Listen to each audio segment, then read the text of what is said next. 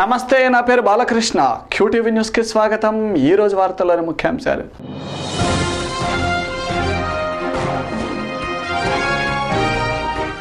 వ్యవసాయం చేయడం అంటే దేశ సేవ చేయడమే.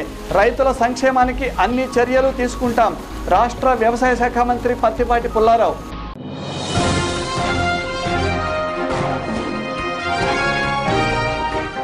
రాష్ట్రంలో పనిచేస్తున్న కాంట్రాక్ట్ కార్మికులను రెగ్యులరైజ్ చేయాలి. ఏఐటీయూసీ నాయకుల డిమాండ్.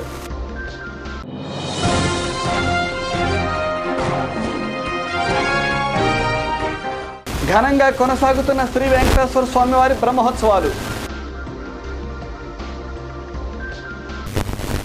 దేశానికి వెన్నుముక రైతేనని, అలాంటి రైతన్నలు ఆనందంగా ఉంటే దేశం సుభిక్షంగా ఉంటుందని రాష్ట్ర వ్యవసాయ శాఖ మంత్రి పత్తిపాటి పుల్లారావు తెలిపారు.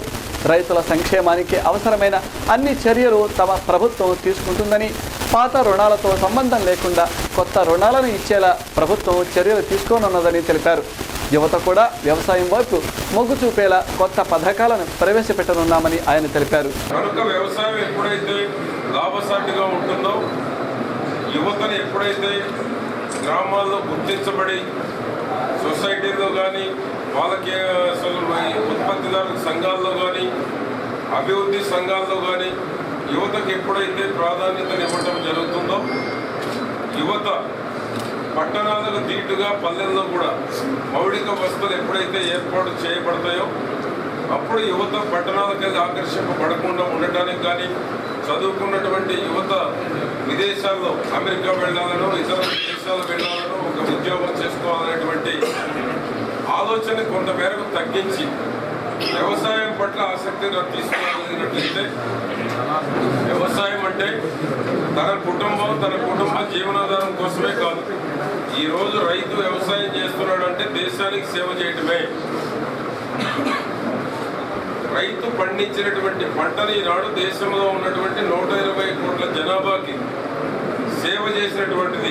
రైతులకు ఏ విధంగా ఉపయోగపడమో కూడా ఒకసారి సమీక్ష చేసిన తర్వాత ఇంకా డీటెయిల్గా దీన్ని ఏ విధంగా ఇంకా మెరుగైనటువంటి సేవలు రైతుకు అందించగలమో కూడా ఒకసారి సమీక్ష తర్వాత మళ్ళీ నేను ప్రెస్ కూడా బ్రీఫింగ్ ఇవ్వటం జరుగుతుంది. చేనేత రైతులది, గోల్డ్ లోన్స్ మొత్తం కూడా 22వ తేదీ లోపు కమిటీ నివేదిక ప్రభుత్వానికి సమర్పిస్తుంది. దాంట్లో మెథడాలజీస్ తోటి కమిటీ ప్రభుత్వానికి రిపోర్ట్ చేస్తుంది. ఆ వెంటనే రైతు రుణమాఫీ మొత్తం కూడా చర్యలు తీసుకోవడం జరుగుతుంది. ఈ లోపల కూడా ఎస్ఎల్బిసి సమావేశాన్ని మా ముఖ్యమంత్రి గారు ఏర్పాటు చేయబోతూ ఉన్నారు. అన్ని జిల్లాల నుంచి కూడా ఎక్కువ గోల్డ్ లోన్ ఆక్షన్లు వేస్తున్నామని చెప్పి నోటీసులు వచ్చినాయని చెప్పారు. ఇది మా నాయకుల దృష్టికి తీసుకువెళ్ళి ఇమీడియట్గా గోల్డ్ లోన్ ఆక్షన్ ఆపాలనేటువంటి దానికోసం ఒక ఎస్ఎల్బిసి, స్టేట్ లెవెల్ ఎస్ఎల్బిసిని కూడా కండక్ట్ చేయబోతూ ఉన్నారు. కొత్త ప్రభుత్వంలో కొత్త రాష్ట్రంలో శాసనసభ్యుడిగా ఉన్నందుకు గర్విస్తున్నాను. అయితే ఈ రోజున జియోగ్రఫికల్గా, భౌగోళికంగా గుంటూరు విజయవాడ మధ్యలో కొత్త రాజధానికి అన్ని హంగులు ఉన్నటువంటి ప్రదేశం. నన్ను గెలిపించిన గుంటూరు ప్రజానికానికి ఇచ్చినటువంటి వాగ్దానం మేరకు నారా చంద్రబాబు నాయుడు గారికి గుంటూరు విజయవాడ మధ్యలోనే ముఖ్యపట్నం ఏర్పరచాలని చెప్పి నేను గట్టిగా డిమాండ్ చేస్తాను నా ప్రాంత ప్రజల కోసం. అయితే కొన్ని కమిటీలు ఉన్నాయి. ఆయన ఆంధ్రప్రదేశ్ ముఖ్యమంత్రి గారిని బట్టి ఏ ప్రాంతం అనుకూలంగా ఉంటుందనే దాని మీద కూలంకుషంగా చర్చించిన తర్వాత డెసిషన్ తీసుకుంటారు. అయితే నా ప్రాంతం కోసం నేను పోరాడతాను, గుంటూరునే క్యాపిటల్ చేయాలని చెప్పి గట్టిగా అడుగుతారు. దాంట్లో మళ్ళీ ఎక్కడ రాజీ పడలేదు. అన్ని జిల్లాలలో ఉన్న మంచినీటి పథకాల కార్మికులు, చేతి పంపు పథకాల కార్మికులను పర్మనెంట్ చేస్తూ వారికి సంబంధించిన చట్టాలను పకడ్బందీగా అమలుపరచాలని ఏపీఆర్డబ్ల్యూఎస్ కాంట్రాక్ట్ వర్కర్స్ రాష్ట్ర అధ్యక్షులు నరసింహారావు డిమాండ్ చేశారు. దీనికి సంబంధించిన కార్యాచరణను తమ సమీక్షా సమావేశంలో చర్చించామని, నూతన ముఖ్యమంత్రికి దీనిపై నివేదికను త్వరలో సమర్పించనున్నట్లు ఆయన తెలిపారు.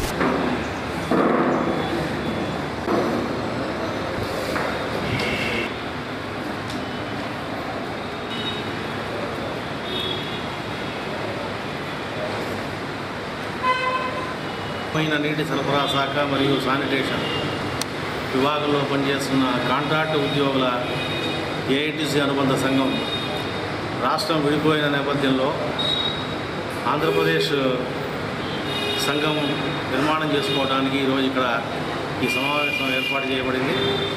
13 జిల్లాల నుంచి కాంట్రాక్ట్ ఉద్యోగులు ఈ సమావేశానికి హాజరవుతున్నారు.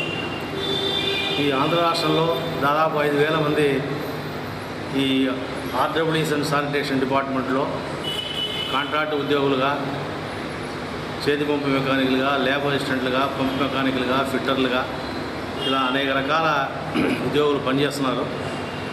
వీళ్ళు దాదాపు 15-20 సంవత్సరాల నుంచి పనిచేస్తున్నా సరే వీళ్ళ సర్వీసులు రెగ్యులరైజ్ చేయబడలేదు. ఉమ్మడి రాష్ట్రంలో దీని కొరకు ఈ ఏఐటీసీ అనుబంధ సంఘం అనేక ఉద్యమాలు చేసిన నేపథ్యంలో అప్పటి రాష్ట్ర ప్రభుత్వం వీళ్ళని రెగ్యులరైజ్ చేయడానికి ఉన్నతాధికారులతో కమిటీ నియమించబడింది. ఆ కమిటీ రిపోర్ట్ తయారు చేసిన తరుణంలో ఈ రాష్ట్రం విడిపోయింది కాబట్టి ఆ కమిటీ అలానే ఉండిపోయింది, జాప్యం జరుగుతున్నది. ఇప్పుడు రాష్ట్రం విడిపోతున్న సందర్భంలో 2 రాష్ట్రాల ముఖ్యమంత్రులు, అటు చంద్రశేఖరరావు గారు, ఇటు చంద్రబాబు నాయుడు గారు ఇద్దరు కాంట్రాక్ట్ ఉద్యోగుల్ని, అవుట్సోర్సింగ్ ఉద్యోగుల్ని రెగ్యులరైజ్ చేస్తామని చెప్పి హామీ ఇచ్చిన నేపథ్యంలో ఆంధ్రప్రదేశ్లో ఉన్న ఈ నీటి సరఫరా శాఖలో, ఆర్డబ్ల్యూఎస్ శానిటేషన్ శాఖలో పనిచేస్తున్న ఈ 5,000 మంది కాంట్రాక్ట్ ఉద్యోగులందరినీ రెగ్యులరైజ్ చేయడానికి వెంటనే తగు చర్యలు తీసుకోవాలని చెప్పి ఈ సంఘం తరఫున డిమాండ్ చేస్తున్నాం. అట్లానే వీళ్ళని రెగ్యులరైజ్ చేస్తూ కనీస వేతనం అమలు చేయాలని, పిఎఫ్, ఈఎస్ఐ సౌకర్యాలు కల్పించాలని, పెన్షన్ సౌకర్యాలు కూడా కల్పించాలని, రెగ్యులర్ ఉద్యోగులతో సమానంగా అన్ని సౌకర్యాలు కల్పించాలని చెప్పి డిమాండ్ చేస్తున్నాం. స్థానిక కృష్ణనగర్లో ఉన్న శ్రీ గోదా పద్మావతి సమేత శ్రీ వెంకటేశ్వర స్వామి వారి బ్రహ్మోత్సవాలు ఘనంగా కొనసాగుతున్నాయి. దీనిలో భాగంగా నేడు గజారోహణ, ప్రత్యేక పూజలు జరిగాయి. రేపు అష్టోత్తర శత కలశాభిషేకం, అన్నమాచార్య కీర్తాల ఆలోపన, మంగళవారం నాడు తిరుప్పావై సేవ జరగనున్నాయి. ఈ సందర్భంగా ప్రధాన అర్చకులు శ్రీనివాసాచార్యులు మీడియాతో మాట్లాడారు.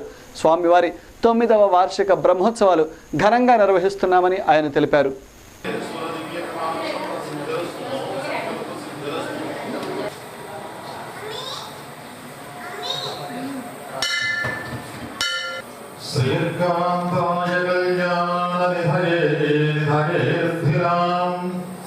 శ్రీ వెంకట నివాసాయ శ్రీనివాసాయ మంగళం.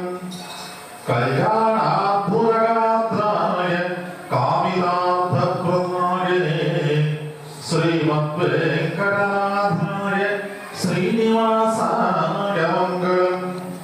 సర్వావయవ సౌందర్య సంపదా సర్వచేతసాం సదా సమ్మోహనాయాస్తు వెంకటేశాయ మంగళం. మంగళాశాసనవరైర్మదాచార్య పురోగమైః సర్వైశ్చ పూర్వైరాచార్యైః తన్నో వరుణ ప్రచోదయాత్. నమో నమస్తే పక్షేంద్ర స్వాధ్యాయ వపుషే నమః. ధామిక భేరీ సంఘోషణం కరోమి. ఇమం బలిం దదామి తృప్తా భవంతు. పశ్చాజ్జనందద్యాత్తాన్నం స్థిత సతమృతహారం కమలాని పతలు కలుషహతం. ఉత్సవానికి 33 కోట్ల మంది దేవతలందరూ కూడా వేంచేస్తారు. వారికి కావలసిన ఉపచార మర్యాదలన్నీ నీవు దగ్గర ఉండి చూసుకోవాలి అని గరుడాల్ వారిని ముందుగా ఆవాహన చేసి ఆయనకి ప్రీతికరమైనటువంటి గౌళీ రాగంతో ఆ గరుడాల్ వారిని సంతృప్తి పరిచారు. ఈ బ్రహ్మోత్సవాన్ని బ్రహ్మగారు స్వయంగా దగ్గరుండి జరిపిస్తాడు. అటువంటి సృష్టికర్త అయినటువంటి బ్రహ్మగారికి ఎక్కడా కూడా దేవాలయాలు లేవు. భృగు మహర్షి శాపం చేత బ్రహ్మగారికి ఎక్కడా దేవాలయాలు ఉండవు. 9వ వార్షిక బ్రహ్మోత్సవాలు ప్రారంభం కాబోతున్నాయి. ఈరోజు అంకురారోహణ జరుగుతుంది.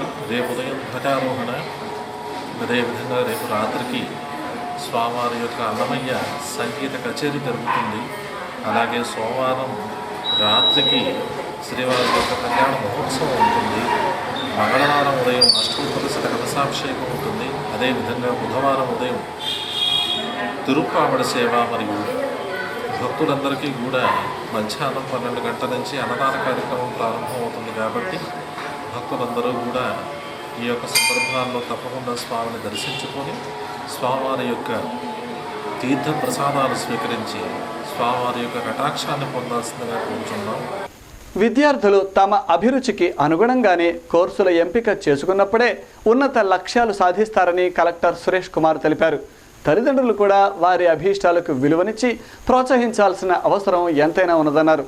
ప్రపంచీకరణ నేపథ్యంలో ఎప్పటికప్పుడు టెక్నాలజీ మారుతూ వస్తున్నదని, విద్యార్థులు దానికి అనుగుణంగా నైపుణ్యాలను పెంచుకొని మెరుగైన భవిష్యత్తు కోసం ముందుకు సాగాలని కలెక్టర్ కోరారు.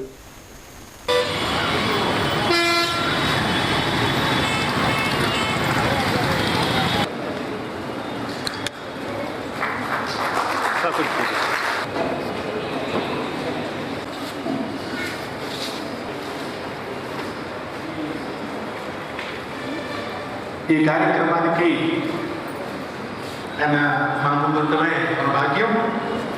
చాలా పనులు చేసుకోవాలని చెప్పని అనుకుంటున్నాం. అయితే కరెక్ట్ మరి విద్యారంగానికి సంబంధించి మన జిల్లాలో 10వ తరగతి మంచి ఉత్తీర్ణత సాధించిన ప్రభుత్వ మరియు ఎయిడెడ్ పాఠశాలలో చదివిన విద్యార్థులకు ఈరోజు ఈ సమాన కార్యక్రమం ఏర్పాటు చేయడం doctor AS Ramakrishna charitable trust ఆధ్వర్యంలో చేయడం చాలా సంతోషం. మొట్టమొదటిగా డాక్టర్ రామకృష్ణ గారికి నేను అభినందన తెలియజేస్తున్నాను. మీ యొక్క ట్రస్ట్ పెట్టి తక్కువ కాలంలోనే ముఖ్యంగా విద్యారంగంలో మంచి కార్యక్రమాన్ని ప్రోత్సహించాలనే ఉద్దేశంతో చేయడం చాలా సంతోషం. అలాగే ఈరోజు మన జిల్లాకు సంబంధించిన 35 మంది బాలబాలికలు ప్రభుత్వ మరియు ఎయిడెడ్ పాఠశాలలో చదువుకున్న పిల్లలు GPA 10/10 సాధించారు. డిఓ గారు చెప్పినట్టుగా గత సంవత్సరంలో కేవలం 2 మాత్రమే ఉండేది, కానీ ఈ సంవత్సరం 35 వచ్చినాయి. కానీ ప్రైవేట్ కూడా కలుపుకుంటే 586 ఉన్నాయి. అది ప్రైవేటు సంస్థలకు సంబంధించిన పిల్లలకు మనం ఇక్కడ సమానం చేయడం లేదు. సో అది కూడా కలుపుకుంటే రాష్ట్ర స్థాయిలోనే మొట్టమొదటి స్థానంలో ఉంది గుంటూరు జిల్లా. ఉత్తీర్ణతలో మన ఆశించినంత అంటే గత సంవత్సరాల కంటే మన ఆశించినంత ప్రగతి సాధించలేకపోయినప్పటికీ కూడా ఓవరాల్ అబ్సల్యూట్ నంబర్లు చూసుకుంటే లాస్ట్ ఇయర్ కంటే ఎక్కువ వచ్చింది. కానీ ఇంకా మనం ఎక్కువ సాధించాల్సిన అవసరం ఉంది. ఇప్పటికే ఈ కార్యక్రమం ఆలస్యం అయింది కాబట్టి, కాలాతీతం అయింది కాబట్టి ఎక్కువ టైం నేను తీసుకోవడం. ఒకటే ఇక్కడ వచ్చేసిన ఉపాధ్యాయులకి, తల్లిదండ్రులకి, బాలబాలికలు చెప్పేది, మీరందరూ కూడా ఇక్కడ వచ్చే ప్రతి ఒక్కరు కూడా మీరు మీ యొక్క మేధాశక్తి, మీ యొక్క టాలెంట్ మీరు ఇప్పుడే ప్రూవ్ చేసి ఉన్నారు. మీ జీవితంలో 10వ తరగతి అనేది మీ మంచి భవిష్యత్తుకి ఒక పునాది లాంటిది. మంచి పునాది వేసుకున్నారు. కానీ ఇంకా భవిష్యత్తులో మీకు మంచి భవిష్యత్తు కలిగి ఉండాలంటే మీరు ఫర్దర్ ఎడ్యుకేషన్ని కొనసాగించాల్సిన అవసరం ఉంది. అది కూడా మీకు నచ్చిన సబ్జెక్ట్, ఏ సబ్జెక్ట్ అయితే మీకు ఆసక్తి కలిగి ఉన్నారో ఆ సబ్జెక్ట్ని ఎన్నుకొని ఆ సబ్జెక్టులో మంచి స్థాయికి ఎదగడానికి మీరు ప్రయత్నం చేయాలి. నేను ఎందుకు చెప్తున్నానంటే చాలామంది తల్లిదండ్రులు, ఈవెన్ ఉపాధ్యాయులు కూడా చేసే ఒక పొరపాటు ఉంది. ప్రతి ఒక్కరిని ఇంజనీర్ చేయాలి, లేకపోతే ప్రతి ఒక్కరిని డాక్టర్ చేయాలి అనే ఒక భావనతో. QTV న్యూస్లో ఇప్పటిక విరామం.